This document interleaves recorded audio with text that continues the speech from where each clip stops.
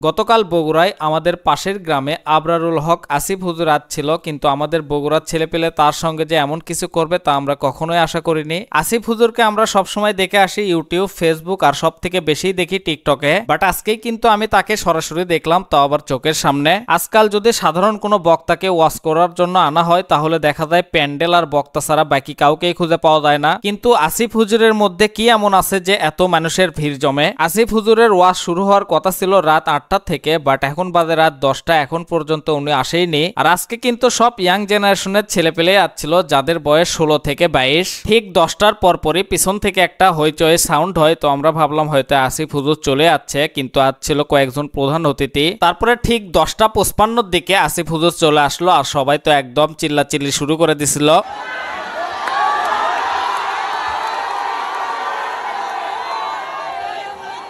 আসিফ হুজুরের প্রায় ভিডিওতে দেখি আমি সবসময় মাইক্রোফোনগুলো তার একদম মুখের সামনেই নিয়ে নেয়, কেউ তাকে দেখতেই পারে না ভালো মতন। আর মাইক্রোফোনগুলো মুখের সামনে নেওয়ার শুধুমাত্র একটাই কারণ, যাতে ভিডিওতে ভয়েস কোয়ালিটি ভালো আসে।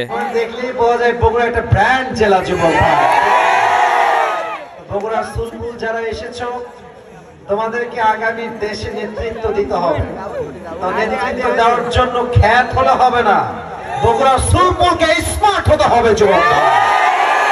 আজকে আমি যতক্ষণ আসিফ হুজুরের ওয়াজ শুনছি, উনি কিন্তু বারবার শুধুমাত্র মোমোইনের কথাই বলতেছিল, উনার নাকি মোমোইন খুবই ভালো লাগছে। আর আসিফ হুজুরের কিন্তু নরমালি একটা কথা সব জায়গায় উনি বলে যে শীতের মধ্যে কার কার বউ নাই আর কার কার বউ আছে, এই বিষয়টা নিয়ে কিন্তু সব থেকে বেশি আলোচনা করেন। আরে যুবক রে, যার বউ নাই কিছু নাই জীবনে যুবক বাড়া, কিছু নেই। আমি প্রত্যেকটা আব্বার পায়ে হাত রেখে বলতে চাই, আব্বা জানেরা, শীতকালে যুবকদের শীত দূর হবে কম্বল দিয়ে নয়, ল্যাব দিয়ে নয়, একমাত্র চরিত্রবান বউ দিয়ে যুবকদের শীত দূর হবে। আব্বা বোঝে না রে, বোঝে না। আল্লাহ আব্বা জানদেরকে বোঝার তৌফিক দান করে সবাই আমিন। আসলে বাবারা বুঝলেও কিছু তথাকথিত মডার্ন মেয়ে আছে, ওরা জাস্ট বিয়ের সময় মেয়েটা কিছু এত খারাপ, টাকা পাইলে গাঞ্জা খোরকে এরা।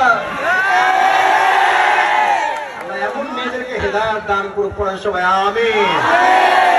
প্রিয় বোন, টাকা দেখে টাকলাকে বিয়ে করছি আমার হৃদয়ে কষ্ট লাগছে, তবে আমি আপনাকে ভাই হিসেবে বলবো, টাকা দেখে টাকলাকে বিয়ে করলে টাকা পাবেন, বাড়ি পাবেন, গাড়ি পাবেন, বাট ওয়াল্লাহি আল্লাহর কসম সুখ পাবেন না।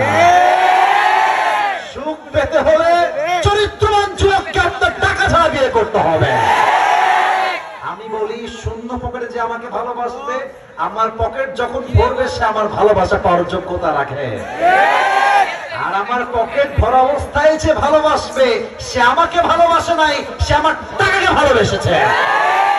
আমার মেয়েদেরকে চরিত্রবান যুবকের মূল্য বোঝার তৌফিক দান করুন পড়া আমিন।